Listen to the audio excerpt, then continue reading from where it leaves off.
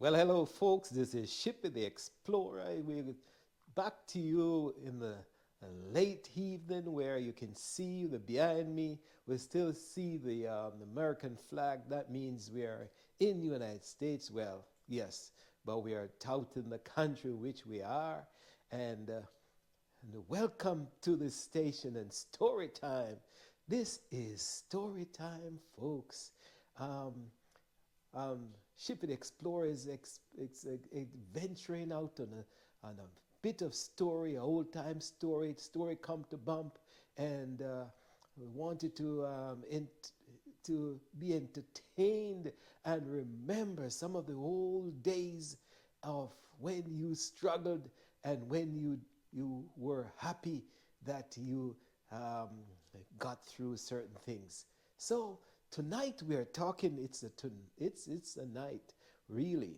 So you can see the shadows are a little bit different, and tonight, Ship the Explorer is gonna bring you back to the days when you had some of the most stressful times in your life, and one of the times in the old countries, you can you can remember when you had to go to take your driver's license in the old days in 1960s, 70s, and 80s, when you had to go to take your driver's license. And then if you'll Explorer will talk about when we become man and woman, and we start a family for ourselves, and then now we have to teach either the wife or the husband or the kids when they grow up to drive. So this is what I'm going to tell you. Bring you back to some of those stories, man. So back in the old days, I can start with mine. You know, I started with a whole Morris Minor, and my cousin would put me to the side, right beside the steering wheel. Back those days, we had the driving, um, yes, the steering wheel was on the right, I think. Yes, it's all on the right. But then I would sit to but this particular car had the steering wheel on the left. So my cousin would encourage me to come to the middle of between the passenger on the front and the middle and sit beside him. And you call it side steering, man. So I learned to side steer when I was maybe 11 or 12 years old. And then when I got into high school and I started, we take a few of us, a friend of mine with, you can remember, Mr. T, took me and Ken. We went and we did our driver's practice on the road, and then we had to go to the driving depot. And those days, you went in and you had to do the mechanical test. You fill out the form first and you put in your name and all that, and you pay your fee and all that. But then you had to do the mechanical test. Mechanical test was you had to show that how the engine got its power from the battery, and the battery sends the power to the starter, and the starter sends the power back to a motor, and that turns the engine over. But before that, in the old days, just before that, in my days, you had to get out of the car, and your cousin would be in the car, and the cousins give you a big old piece of iron, looks like a L-shaped iron, and tells you push it in the front, go into the front, and crank the engine. And you go there, you crank, crank, crank, and then you hear the car say, and it starts up. But you have to hold on to that piece of iron, because if not, that iron will kick back and just like you strain your hand. So that was back then, to learn to start the whole car. But back to the driving thing, after I learned how to side steer, then once in a while, my cousin would put me in front of the full drive driving the steering wheel, and then he would tell me about gas and clutch and brake and all sort of things. And eventually I got it. But then when I got into maybe the teens now, I have my friends who finished up that process, and then we went to the depot.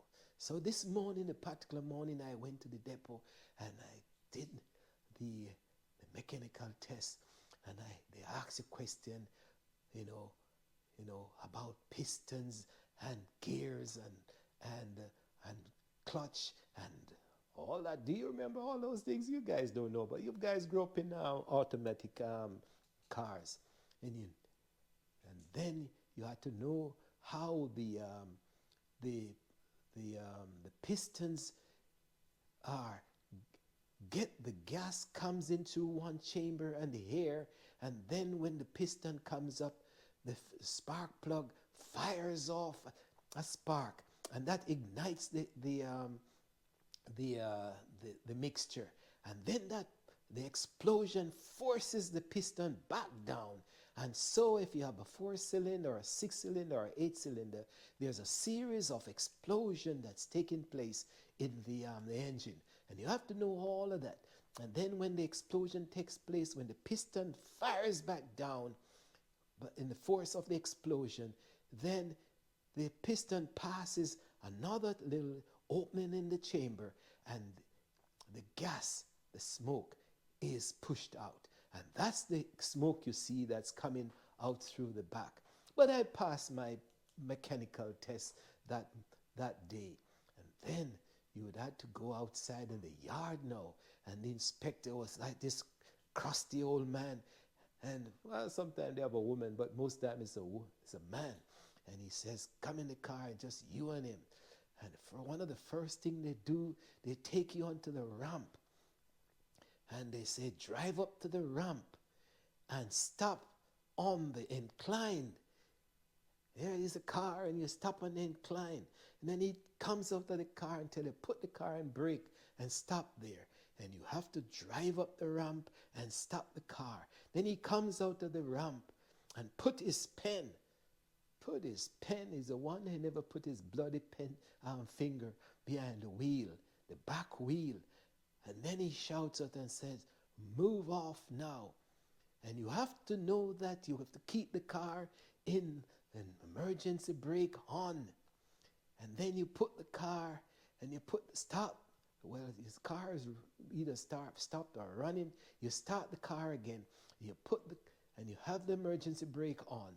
You put your foot on the brake in the center. And then you have your left foot on the clutch. And then you slide your foot slightly over to the gas. And then as you gas the car and the clutch was pressed down, then you put the car in the gear in the first forward, and then you gradually gives the car gas at the same time you're releasing the clutch. And that's supposed to allow the car to go forward. If you don't do that perfectly with his pen behind the tire, the car wheel gonna come back and crush his pen or crush his finger. Well, he doesn't put his finger there, bloody heck.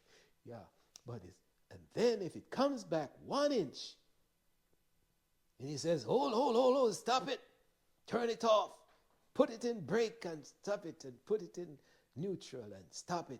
And he says, get out of the car and come back and sign you up. He said, you have failed the driver's test. And, well, I did that my first time with that. I failed. Tell you the truth, I failed. And then I came back the next time. And then I did it properly and then drove around the yard. And then he takes you onto the road. And then he takes you onto the curbs and the stop signs and the stop lights. And he tells you when to stop and when to move off. And then you have to do parallel parking and all that. But that was a stressful time in our life. But when you go and you pass the exam, and then you see the inspector signs it off and say pass, and then he takes it to the line and say, go in that line, and then you're now officially going to be written up with the proper driver's license. You are so elated, in you feel like you're top of the world. You are a brand new man because now you are a driver. And you're not driving any other ordinary car or anything like that. You're driving a standard car. For those of you who don't know, it's a standard car. The ones who use clutches and brakes and gas and gears. Those are standard cars. And you will grow up with automatic when you just have to just go in and release the emergency brake and then drive off. So you are so elated. But then you grow up and you're married or you started having kids and you have a wife or a girlfriend, and this is what I'm going to tell you the story. This is so stressful that I would never recommend this anymore. I migrated, and then I brought my wife to this country with the flag showing behind me, and then I bought one old car and then a next old car, a 1964 Dodge Monica, and I started teaching her to drive. And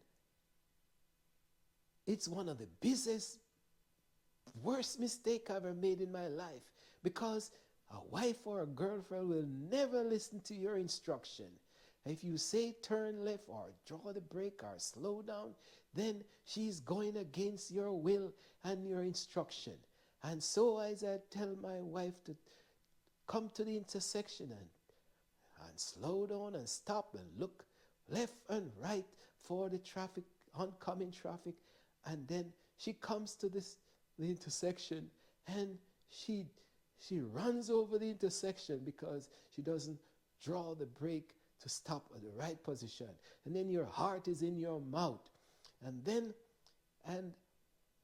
I taught her, then I took her off the road, and then I went to a back parking lot or something like that in a behind some old garage, and I was teaching her how to go forward and backward and how to do parallel parking, and then this continued for a while, and that was safer, so I feel less stress.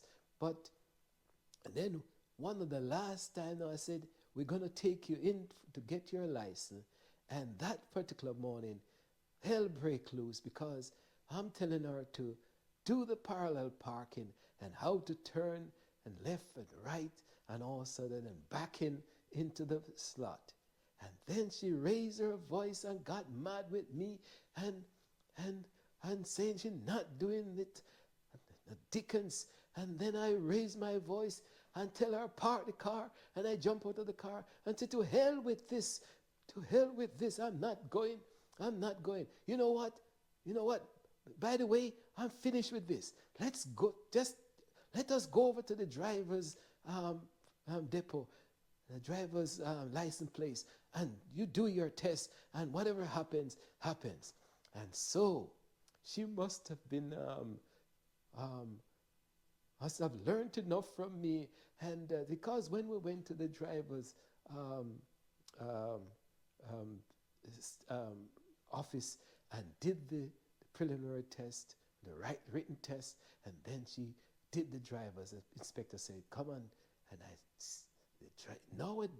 What happened is that when you take her, you think you can sit in the back and watch. No, they tell you get out of the car, and only the examiner and the student driver is going to go in through the motions of this yard. And so you're worried and feel stressed out. What is going to happen? But then she passed that day, and then you are in love again because she had passed her exam driver's license, and then she got her license, and then you're looking on the picture and feel like you're a big man because you had helped her to achieve that goal. I think a lot of people have related to that. I think I've heard um, another go go blogger, um, go yes YouTube blogger talking about this same situation, taking his child. So I can relate, and I think some of you can relate. Now that's the wife, and then that's you have some people who are not married with a girlfriend and all that, and that's all the stress in that. But then the kids come along, and the kids are another thing. I went through one, and then I went through the second one, and the third one was like a madman. I put him, after a while, after I did the preliminary teaching of thing, of how to get on the road and when to stop and when to look and how to navigate and all that. You know, it's automatic days, so the car is easy. You don't have to worry about the clutch and the brake and the gas. You don't have to just deal with the gas and the brake and the car just go forward or backward, left or right, depends. And I put that young man in the car, in the van of all purpose, 8-cylinder monster. And I said, let's drive. I sit beside you, you can drive now. I think we're going to church or to the market. And that young man put his foot on the gas and took off down the hill. And at the bottom of the hill was a crossing, another street. And across this crossing is the gully. And he's gassing like heck, and he's speeding down the hill. And I'm thinking in my head, what is he doing? And I don't know how to get my foot cross over onto the brake of the van in time. So after, when I think he's going to smash into the cross section and possibly crash into a pole, an electrical pole across the street, I shouted at him, what the dickens are you doing? Draw the brake, man, draw the brake. You have to control the car.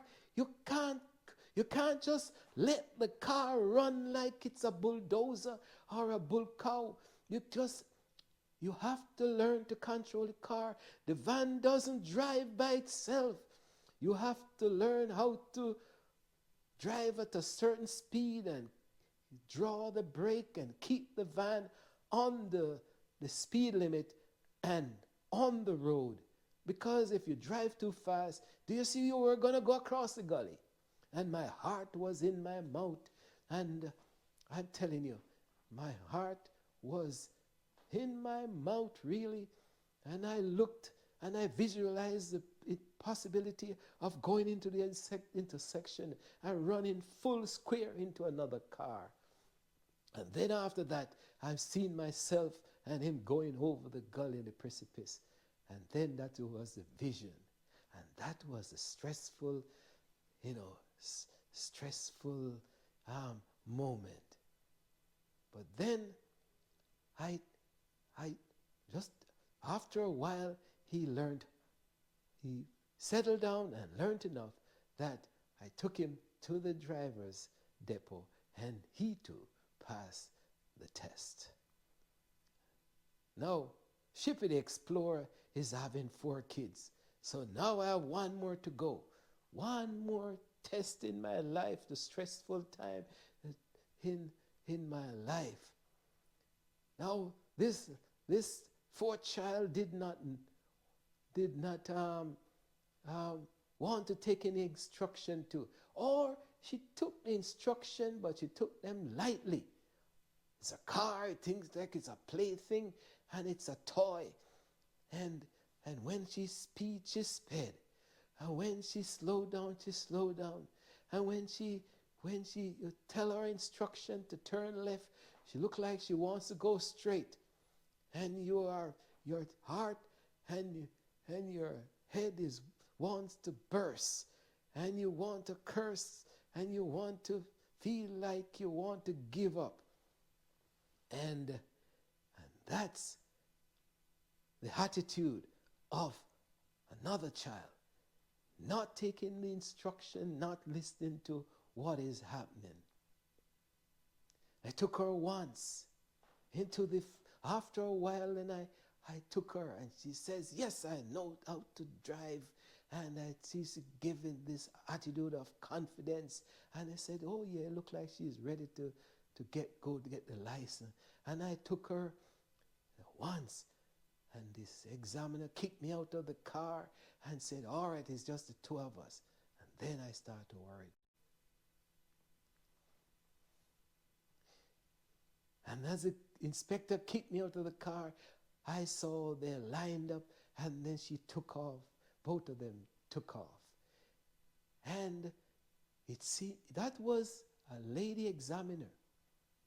And they started to go around the yard to get, she's giving her instruction when you go down the passage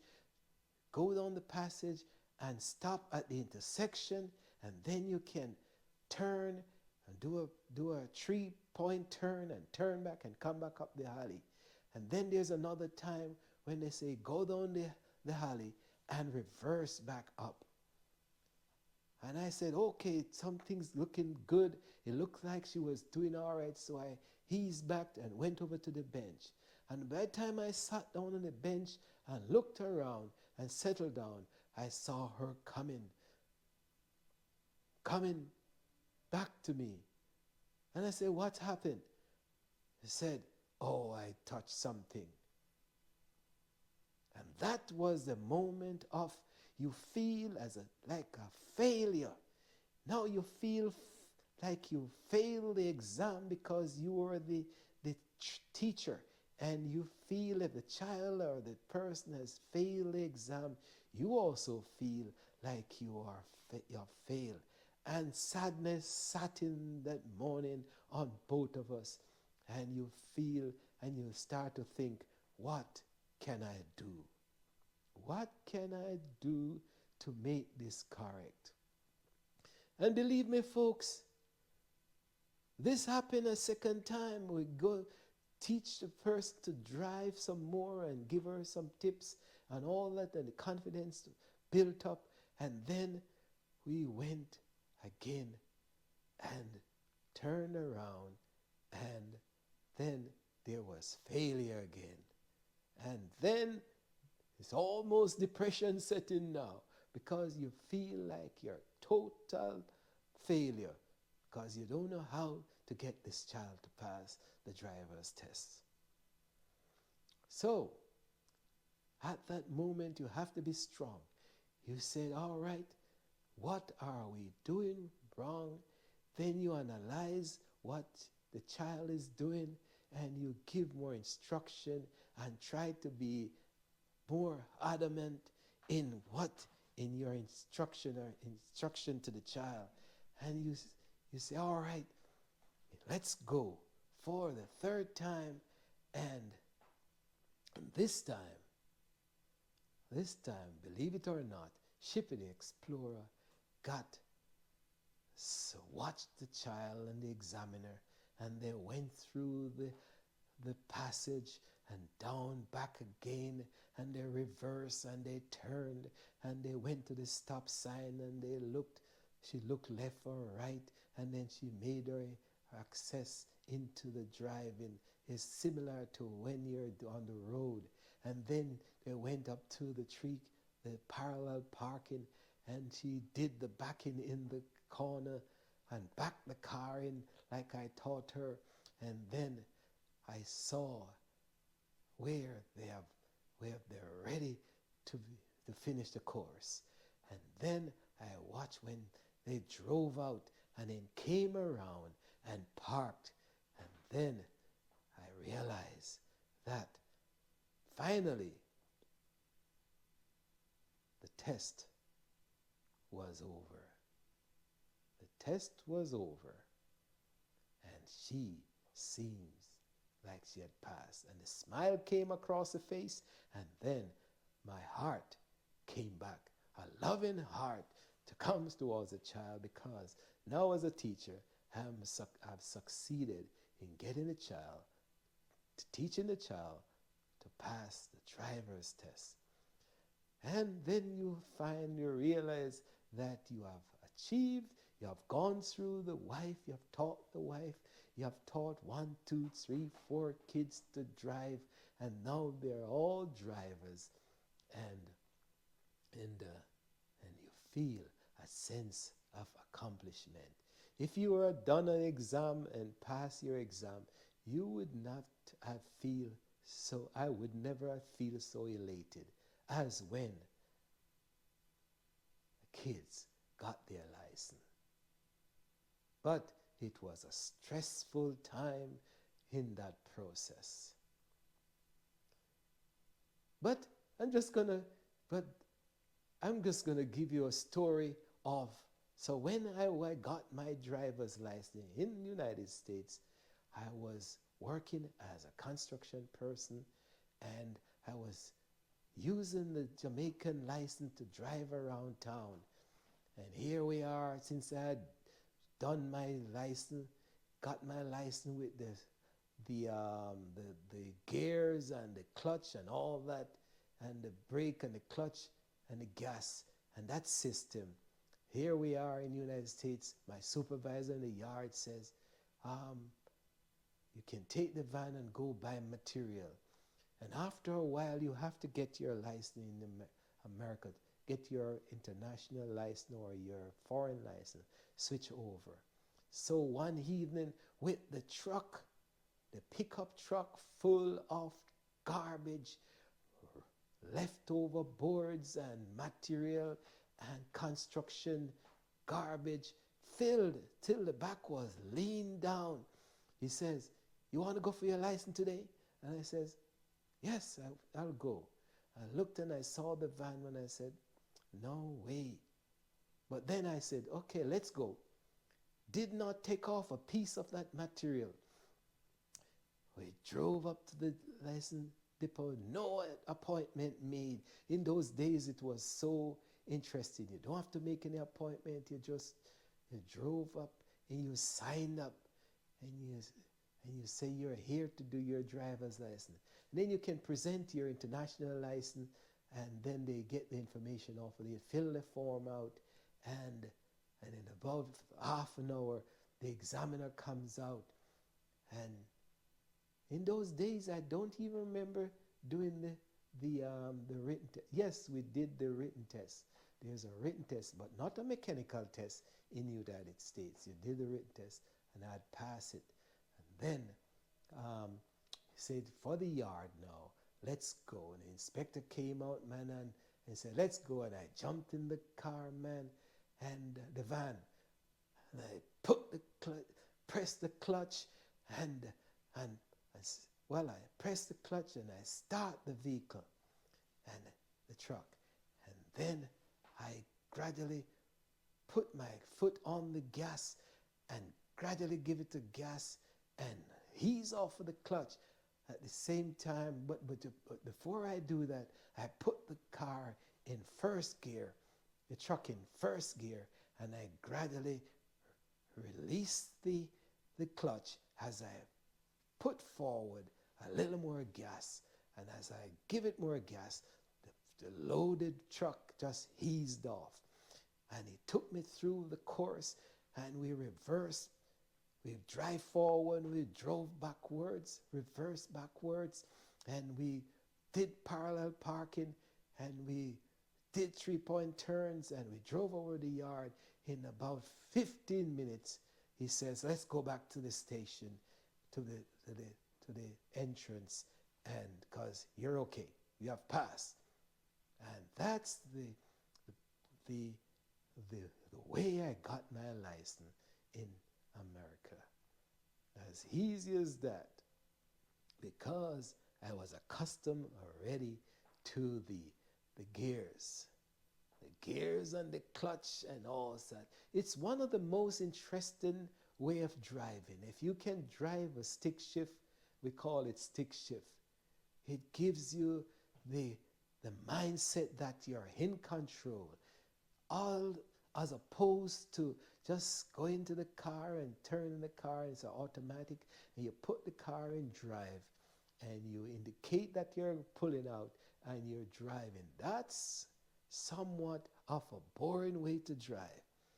I'm telling you, if you know about clutch and brake and gas and gears, that's the way to go, because it gives you that amount of attachment to the power of the engine and let you feel the movement of the car. And if you have an 8-cylinder vehicle and it's a standard, then you feel like you're in heaven. But that's one extreme for relatedness and happiness. But when you think about the stressful time of teaching, of getting your license in the first place in the old country, and also teaching your family members to drive, that is a heck of a responsibility. And if I think about it more and more, I would never recommend you teaching your family members how to drive. Because if your heart is not strong enough, you're liable to have a heart attack. Because the stress is there to drive you up the wall. And if you're not careful, if it's with your spouse or your wife or anything like that, you're liable to cause a split in the relationship. So money splits up a relationship, and also I would certainly say teaching the spouse to drive is also liable to cause trouble there. So that's what Chippy the Explorer is. Just want to bring it, that bit of short tape, to tell you about the old days of driving and teaching, and also how you maneuver around getting your family to drive on the road. Later on, after they get their license, you're going to be worried to dickens about how they manage on the road.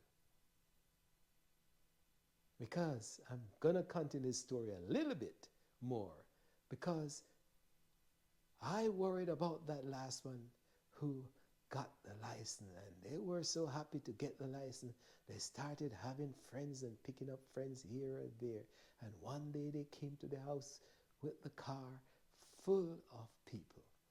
And believe it or not, our heart went into after they left, about 15 minutes after, a spirit came over us, and we heard on the radio that there's an accident up in such and such a place. But this place was far away, more than 20 minutes away from the house.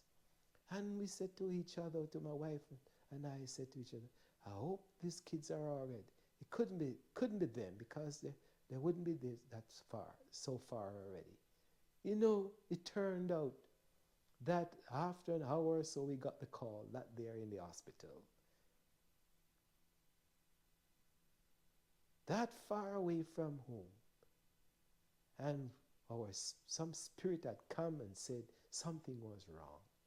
And believe me, they must have been speeding, because if the person who saw the car left the street and went over into the bushes, just was the nick of time, realized something had gone over into the bushes, and they called into the police department and said, I think there's a car over the bushes. And when they found the car was wrapped around a post, electrical post. And they were out. Luckily, they were out with bruises, scratches and bruises, and we can't believe the miracle of none of them had gotten worse injury or even death. And we were happy We want to kill them at that time, but they're injured already. And then you start to blame yourself about giving the child a car in this beautiful country to drive, because they're going to drive and they're going to break the law a lot of times. And so we learned our lessons. And we start to get mad and says, we're not going to give you any more car. But after a while, you calm down and you end up giving the child another car. So you're worried about teaching them to drive. You're stressed out. And now when they start to drive on the road, you're stressed out again. You're worried that something is going to go wrong. And this feeling doesn't go away until maybe 4 years or 3 years or 4 years after they drive. They get their license. So, giving them the car is fine, but the recommendation to teach your family member to drive, Shippy the Explorer, is saying, I'm not going to recommend that to anyone, because I'm not sure if we have all this strong heart to carry this out. So that's the story. The story is about driving, teaching to drive and driving, whether in this country or abroad. Thanks for listening to these stories. Thanks for associating the feeling with some of these stories. If you like these stories, you sit down, and when I'm saying story time, you get a good drink, a cup of coffee, a good tea, and sit down with Shippy the Explorer, and we go through and listen to these stories and said, boy, those were the days. Walk good. Like and share and subscribe to the station. Please subscribe. You know, I've been running this thing for more than a year, and you need 1,000 people. And I'm just over the 300 mark, and I'm trying to get to the 1,000 so that the station will be officially established in YouTube. Walk good, take care, drive safe. See you on another tape.